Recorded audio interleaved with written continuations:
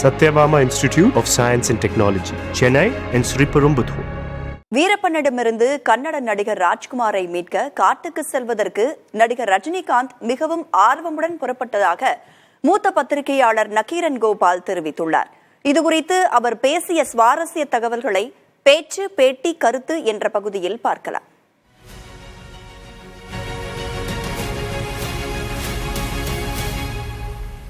ரஜினி ஒரு கையம் கூட வர என்ன ரஜினி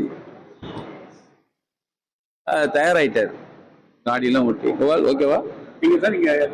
ஆமா ஓகேவா? கலைஞர் போனு கோபால் ரஜினி பாத்தீங்களான்னாரு.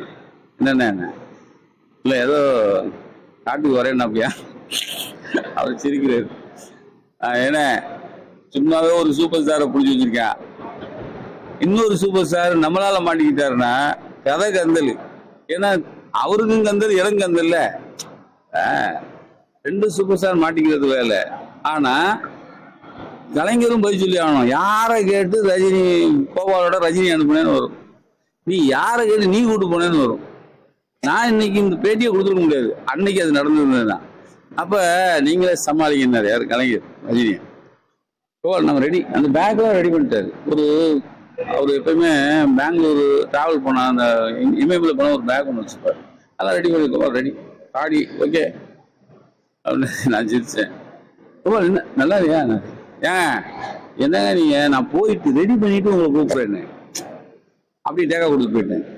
இல்லை காடுங்கிறதுனா நாம நினைச்சு போறதில்லை, நாம நினைக்கிறோம். ஆனா அவன்கிட்ட இருந்து அழைப்பு இருக்கணும்ல, அவன் உங்களை ஒத்துக்கணும். அவன் ஒத்துக்கலன்னா கதை கந்தல்.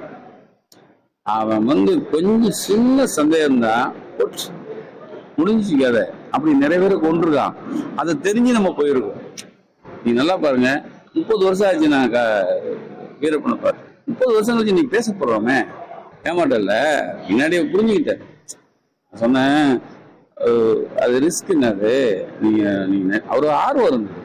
ஏன்னா ராஜ்குமார், அவருக்கு ராஜ்குமாரை காப்பாற்றணுங்கிற அந்த இது இருந்தது. அவரு புரிய வச்சேன்.